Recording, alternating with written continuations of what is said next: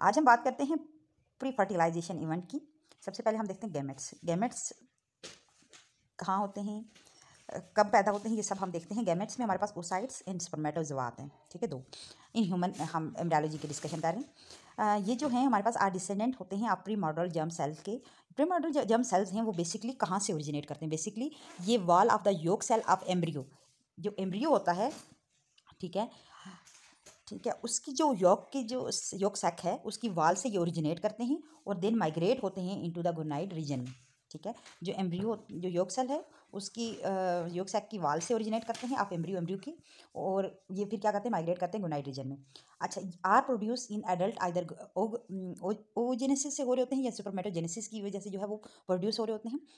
Process involve is meiosis, जो एक process है इसमें इन्वॉल्व होता है उसको कहते हैं मियोसिस। हमने एक पढ़ा था मियोसिस माइटोसिस, ये जो है सेल की डिवीजन है, सेल डिवाइड होता है इसमें। तो इसमें जो प्रोसेस होता है oogenesis का या फिर स्पर्मेटोजेनेसिस का, उसमें मियोसिस इन्वॉल्वमेंट होती है, ठीक है। अब हम देख लेते हैं मियोसिस क्या है।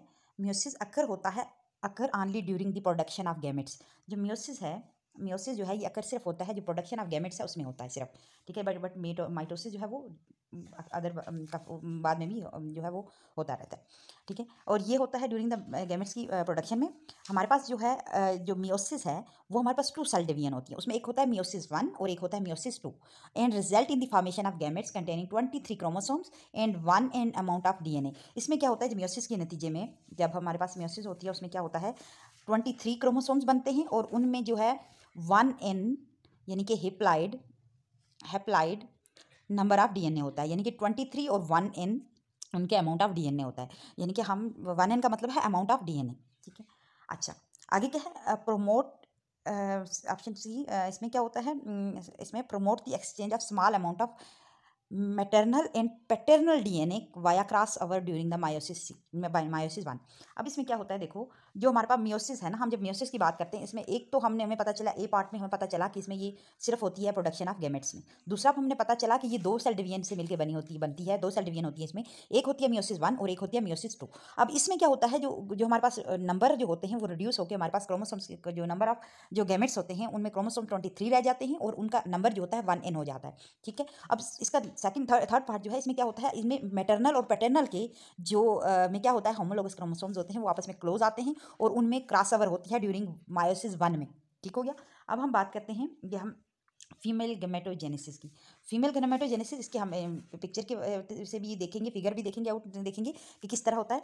देखो फीमेल गैमेटोजेनेसिस में प्री मॉडल जर्म सेल जो हमने देखा था, प्री मॉडल जर्म सेल कहाँ थे, जो योक था किसका, एम्ब्रियो का, इन द ओवरी के अंदर जो हमारे पास योक था, योक किसका था, एम्ब्रियो का। यहाँ पे आप समझ लो कि हमने फीमेल गैमेटोजेनेसिस यानी oogenesis जो है हमने देखनी है 2 तरह। एक हमने देखनी है embryonic lifestyle, embryonic stage of development में, और उसके बाद हमने दूसरा देखना है मतलब जब आप जब बड़े हो जाते हो तब उस वक्त, ठीक है। जब एम्ब्रियोनिक स्टेज में क्या होता है, जब जो जो जो फीटस है वो फीटस अभी एम्ब्रियोनिक स्टेज में होता है उसकी, यानी कि वो 4 वीक का होता है, तो उसका जो यॉक सेल है वहाँ उसकी वाल से जो है प्री मॉडल जर्म सेल जो हैं जिनमें हमारे पास जिनकी तादाद होती है 46 क्रोमोसोम जिनमें होते हैं और 2 एन जिनमें क्या होता है, डीएनए होता है।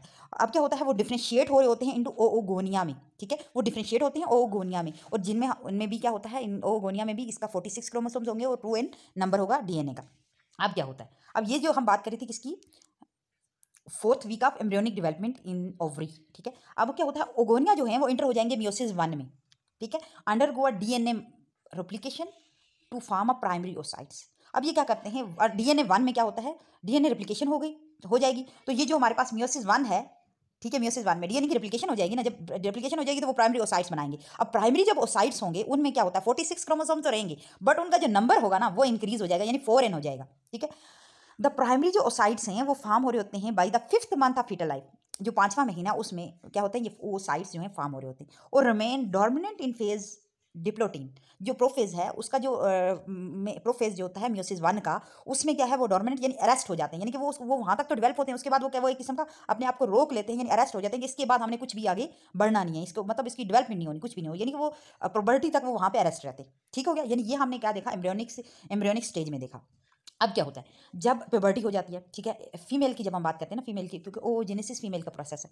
अच्छा, इसमें क्या है, during the female women ovarian cycle, ovarian cycle जो होता है फीमेल का, उसमें क्या होता है, प्राइमरी ओसाइट्स, जो प्राइमरी ओसाइट्स कौन सा, जो हमने देखा था मियोसिस 1 में, ठीक है, उसने जो अरेस्ट हुआ था, ठीक है, अब क्या होता है, वो कंप्लीट करता है मियोसिस 1 ओवराइन साइकिल में, ठीक है, मेंस्ट्रुअल साइकिल है उसमें, वो क्या करता है, अब सेकेंडरी ओसाइट्स बना देता है। अब क्या करता है, मियोसिस 1 कंप्लीट करता है और सेकेंडरी ओसाइट्स बना देता है, जिसमें क्या होता है, आप देखो यहाँ पे 23 2n, यानी कि वो हाफ हो जाते हैं क्रोमोसोम, बट और हाफ हो जाते हैं, लेकिन जब हाफ होंगे उसमें देखो क्या क्या होगा, 46 से चले जाएंगे 23 और 4n से चले जाएंगे 2n, ठीक है, यानी कि उसका जेनेटिक मटेरियल भी खराब हो जाएगा, उसका तादाद भी क्रोमोसोम्स की क्या होगी, 23 हो जाएगी, ठीक है, और उनके साथ क्या है, एक फर्स्ट पोलर बॉडी फॉर्म होगी, क्या होगी, एक फर्स्ट पोलर बॉडी फॉर्म होगी, ठीक हो गया। एक हमारे पास फर्स्ट पोलर बॉडी है और एक सेकेंडरी ओसाइट्स बनेगा। सेकेंडरी ओसाइट्स में 23n हो जाए, 23 क्रोमोसोम्स हैं और 2n जेनेटिक मटेरियल है, और वो क्या करेगा, फिर प्रोबेबिलिटी डीजनरेट हो जाएगी, क्या, फर्स्ट पोलर बॉडी, ठीक है। अब क्या होता है, सेकेंडरी ओसाइट्स कब बनता है, अब ये जो सेकेंडरी ओसाइट बन गया ना, सॉरी, ये बन गया, अब ये कब इस मियोसिस 2 में जाएगा, क्योंकि हमने पहले बात की कि मियोसिस होता है हमारी रिप्रोडक्शन में होता है, अब वो उसमें पहला स्टेज होता है, फिर दूसरा स्टेज आता है, अब जब दूसरे स्टेज की बात करते हैं तो वो जैसा ही सेकेंडरी ओसाइट्स जो है इंटर होता है मियोसिस 2 में, तो ओवुलेशन जो है वो अकर हो रही होती है, जैसे ही ओवुलेशन अकर होती है, जो क्रोमोसोम है वो अलाइन हो जाएंगे मेटाफेज पे, ठीक है। अब क्या होता है, मियोसिस 2 में एंटर होगा ना, ओवुलेशन अकर कब होगी, जब क्रोमोसोम जो है वो मेटाफेज पे अलाइन हो जाएंगे उसी दौरान ही, ठीक है। जैसे ही एग, मतलब जो आपका एग जो है वो आउट आएगा, तो आपका जो अलाइन हो जाएगी मेटाफेज पे, और जो सेकेंडरी ओसाइट जो है वो रिमेन अरेस्टेड रहेगा मेटाफेज, जो सेकेंडरी ओसाइट्स है वो फिर क्या होगा, अब मेटाफेज ऑफ सेकेंड जो मेटाफेज 2 है उसके जो मियोसिस 2 है उसके मेटाफेज 2 यानी कि में अरेस्ट रहेगा जब तक फर्टिलाइजेशन अकर नहीं होती, ठीक है, उस वक्त तक वो रहेगा जब तक फर्टिलाइजेशन अकर नहीं होती। जैसा ही फर्टिलाइजेशन अकर होनी होगी तो क्या होता है, जैसी एट स्पॉट ऑफ फर्टिलाइजेशन जो सेकेंडरी ओसाइट्स है, अब देखो यहाँ पे क्या होता है, जो सेकेंडरी ओसाइट्स है वो कंप्लीट करेगा मियोसिस 2, क्या करेगा, मियोसिस 2 कंप्लीट करेगा और फॉर्म करेगा मैच्योर ओसाइट्स, जिसका हमारे पास नंबर होगा, जिसमें क्रोमोसोम्स की तादाद तो सेम रहेगी, बट उसका जो जेनेटिक मटेरियल है वो हाफ हो जाएगा और उसके साथ सेकेंड पोलर बॉडी फॉर्म होगी, ठीक हो गया। अब हमने देखा, देखो यहाँ पे आपको सिर्फ याद करने की बात है कि एक हमने बात की कि एक प्री एम्ब्रियोनिक स्टेज, एक after the puberty, embryonic stage and after the puberty, ये हमने पढ़ा कि इसमें किस तरह फीमेल की गेमेटोजेनेसिस हो रही होती है, यानी कि ओगोनेसिस हो रही होती है, तो इसका हम यही स्टेप जो है हम यहाँ पे पढ़ते हैं। यहाँ पे आप देखो, यहाँ पे हमारे पास क्या है, ओगोनिया, ओगोनिया जो है हमारे पास, ये आप देख रहे हो ओगोनिया, जिसमें हमारे पास सिंगल 46 क्रोमोसोम्स हैं और 22n नंबर है। अब क्या होता है मियोसिस 1 में, तो यहाँ पे रेप्लिकेशन होती हुई डीएनए की, जब हमारे पास मियोसिस 1 होगा तो जो प्राइमरी ओसाइट्स है, ठीक है, मियोसिस 1 में जो प्राइमरी ओसाइट्स है, अब देखो यहाँ पे प्राइमरी ओसाइट जो होता है वो हमारे पास क्या कितना नंबर देता है, 46 duplicated chromosomes and 4n number, यही हमने पढ़ा। अब देखो ये क्या होता है, डॉर्मेंट होते हैं इन डेवलपमेंट में of the meiosis 1 until the puberty, ये जो हमारे पास स्टेज है ये किसका होगा, एम्ब्रियोनिक स्टेज है, ठीक है। अब ये क्या होता है, यहाँ तक जो है क्या होगा, ये डोमिनेट रहेंगे इन डिप्लोटाइन में ऑफ मियोसिस 1 में। उसके बाद क्या होता है, प्यूबर्टी के बाद क्या होता है, आपकी साइनॉप्सिस होगी, क्रॉसिंग ओवर अकर होगी, ठीक है, साइनॉप्सिस हो जाएगी, सेम क्रोमोसोम हमने अभी देखा, जो हमने पीछे इवेंट्स पढ़े वही हैं सेम। अब यहाँ पे देखो मियोसिस 1 में अरेस्टेड हुआ, ये मियोसिस 1 में अरेस्टेड हुआ, ठीक है, ये एम्ब्रियोनिक स्टेज है। अब यहाँ पे साइनॉप्सिस हुआ, साइनॉप्सिस से क्रॉसिंग ओवर होगी, यहाँ पे फिर क्या हुआ, ये आपस में अलग अलग हो गए और इनमें साइड पे चलेगी, ठीक है, टेलोफेज में साइड पे चलेगी, और यहाँ पे क्या होता है, यहाँ पे वो उसके बाद क्या है, सेकेंडरी ओसाइट्स बनाएंगे, ठीक है, आफ्टर द पुबर्टी में, ठीक है। अच्छा, अब क्या सेकेंडरी ओसाइट्स बनेंगे, जिसमें हमारे पास क्या होगा, डुप्लीकेट 23 क्रोमोसोम्स हो जाएंगे और 2n मटेरियल हो जाएगा, ठीक है, हाफ हो जाएगा उसका, ठीक हो गया।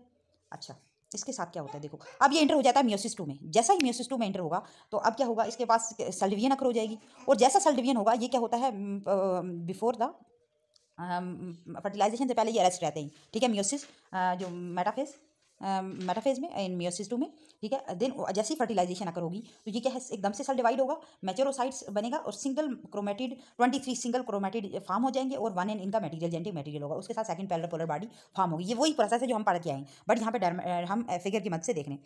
अच्छा, यहाँ पे इनने आप देख रहे हो, यहाँ पे सेकंड पोलर बॉडी बनी, यहाँ पे फर्स्ट एंड सेकंड ये दोनों पोलर बॉडी जो है वो मिलाकर डिजनरेट हो जाती है, ठीक है। ये था हमारे पास ओजेनेसिस। देन हम अगर बात करते हैं गेमेटो हम बात करते हैं hormonal control of female reproductive cycle. Female जब भी हार्मोनल कंट्रोल की बात करते हैं हमारे पास आप देखो जो हमारे पास हाइपोथैलेमस है वो सेक्रेट करता है गोनाडोट्रोपिन रिलीजिंग हार्मोन GnRH, ठीक है। गोनाडोट्रोपिन रिलीजिंग हार्मोन क्या करता है इन रिस्पॉन्स टू GnRH, अब वो क्या करता है, एड्रेनो हाइपोफिसिस जो है वो क्या करता है, जो गोनेडोट्रोफिक ट्रोफिन रिलीजिंग हार्मोन जो है वो क्या करता है, जाता है सर्कुलेटरी, मतलब सर्कुलेशन के जरिए आपके ब्रेन में जाता है। वहाँ पे आपके पास एड्रेनल हाइपोफिसिस है, यानी कि आपका पेट्यूटरी पार्ट के पेट्यूटरी ग्लैंड जो है उसके दो पार्ट होते हैं, एक एड्रेनल हाइपोफिसिस है और एक एंटीरियर पिट्यूटरी और एक पोस्टीरियर पिट्यूटरी होता है। एंटीरियर पिट्यूटरी को हम कहते हैं एड्रेनल हाइपोफिसिस, वो सेक्रेट करता है गोनेडोट्रोफिन हार्मोन। ठीक हो गया। अब फंक्शन क्या है, फॉलिकल स्टिमुलेटिंग हार्मोन कहते हैं। वो क्या करता है, development of the secondary follicle, जो हमने पढ़े थे सेकेंडरी फॉलिकल या फिर जिनको कहते हैं सॉरी सेकेंडरी फॉलिकल जो थे, वो उनको क्या करता है, ग्रेफन फॉलिकल में चेंज करता है, कन्वर्ट करता है with in the ovary, ovary के अंदर। ठीक है। अब क्या होता है, ये क्या था और किसमें था, ये ओवरी के अंदर की बात हो रही है। ठीक है। अब इसका हम जो डायग्राम से भी इसको देखेंगे।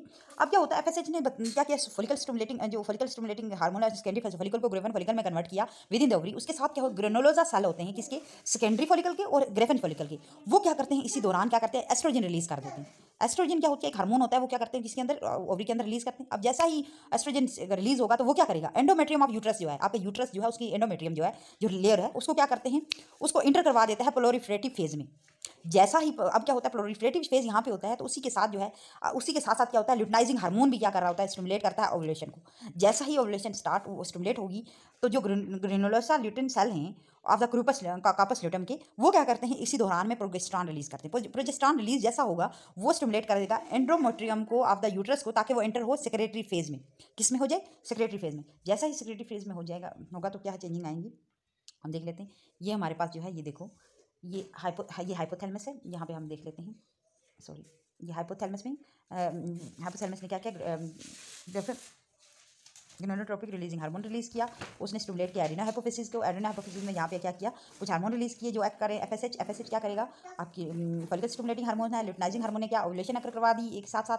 उसके साथ आप देखते हो यहाँ पे जो इसके सेल्स थे, किसी ग्रेफन फॉलिकल के और उसके जो इसके फॉलिकल के, उनने क्या किया, उनने क्या किया, एक एस्ट्रोजन रिलीज करवाया। एस्ट्रोजन क्या करता है, एस्ट्रोजन जो है वो क्या करता है, आपने देखो यहाँ पे क्या है, प्रोलिफरेटिव जो एंडोमेट्रियम है उसको प्लोरिफ्रेशन करवा दी। ठीक है। अब एस्ट्रोजन जैसा ही रिलीज हुआ, देखो यहाँ पे एस्ट्रोजन रिलीज हुआ, एस्ट्रोजन जैसा रिलीज हुआ उसने प्लोरिफ्रेटिव फेज में लेके चला गया। और यहाँ पे जो आपके यहाँ पे जो आपके यहाँ पे क्या होता है, यहाँ पे आपने देखा यहाँ पे प्रोजेस्टेरॉन रिलीज हुआ, उसने क्या किया, इसको जो है सेक्रेटरी फेज में लेके चला गया। ठीक है, एंडोमेट्रियम के। ठीक है। देन फिर देखो यहाँ पे, यहाँ प्लोरिफरेटिव स्टेज आया, फिर ओवुलेशन स्टेज आया, फिर सेक्रेटरी, फिर देन फिर मेंस्ट्रुअल। ठीक है। ये साइकिल फिर है, क्या होता है, ये 20 to 28 डेज के अंदर अंदर ये सारा सब कुछ चलता रहता है। ठीक है। और ये आपस में साइकिल जो है वो बार बार रिपीट होता जाता है। ठीक है। यहाँ पे इन्होंने बताया था various pattern of the hormonal secretion हो रही होती है, various pattern of hormonal secretion from the hypothalamus, Adreno hypophysis and ovary जो है, हमने देखा किस तरीके से रिलीज कर रहे थे हार्मोन जो है, वो प्रिपेयर कर रहे होते हैं एंडोमेट्रियम को फॉर द यूट्रस के लिए, ताकि इम्प्लांटेशन ऑफ द कंसेप्ट हो। और जो मेंस्ट्रुअल साइकिल है ऑफ द जो यूट्रस का, वो इसमें क्या क्या इंक्लूड हो रहा होता है, हमारे पास मेंस्ट्रुअल फेज जिसमें हमारे पास 1 to 4 डेज हैं, जिसमें हमारे पास नेक्रोसिस हो रही होती है, सैडिंग हो रही होती है functional layer of the endometrium की। सेकंड फेज जो होता है हमारे पास प्लोरिफरेटिव फेज होता है, जो 4 to 15 डेज का होता है। उसमें क्या होता है, उसमें क्या होता है, रीजनरेशन हो रही होती है फंक्शनल लेयर की ऑफ द एंडोमेट्रियम की। और लो उसमें क्या होता है, आप ये देख लो, इंपॉर्टेंट यहाँ पे है, उसमें लो बेसिलिक ब्लड बॉडी टेम्परेचर हो जाता है, जिसमें 97.5 फारेनहाइट रहता है हमारा, मतलब हमारा जो लो बेजल बॉडी टेम्परेचर हो जाता है और 97.5 फारेनहाइट रहता है। लेकिन जब ओवुलेशन फेज में जैसा जाता है, यानी वो 14 to 16 डेज 14 to 16 मतलब आफ्टर तो 2 दिन का होता है। अब उसमें क्या होता है, ओवुलेशन अगर हो रही होती है। अब इसमें क्या होता है, ये क्यों हो रहा होता है, क्योंकि ल्यूटिनाइजिंग हार्मोन क्या होता है की वजह से हो रहा होता है। और इसमें क्या होता है, आपका आपकी जो मेटाबॉलिक बेजल बॉडी टेम्परेचर वो इंक्रीज हो रहा होता है। ठीक है। अब क्या होता है, सेक्रेटरी फेज जो होता है वो 15 to 20 डेज आफ्टर उसके बाद होता है। और आफ्टर द इसमें क्या होता है, सेक्रेटरी एक्टिविटी हो रही होती है, एंडोमेट्रियल ग्लैंड जो है वो उनकी, और इसमें आपका बॉडी जो बेजल बॉडी टेम्परेचर है वो जो एलिवेट हो जाएगा, वो जो ग्रेटर देन 98 फारेनहाइट रेट हो जाएगा। अब इसमें इम्प्लांटेशन एंड कंसेप्शन अगर हो रही होती है इस फेज में। ठीक है।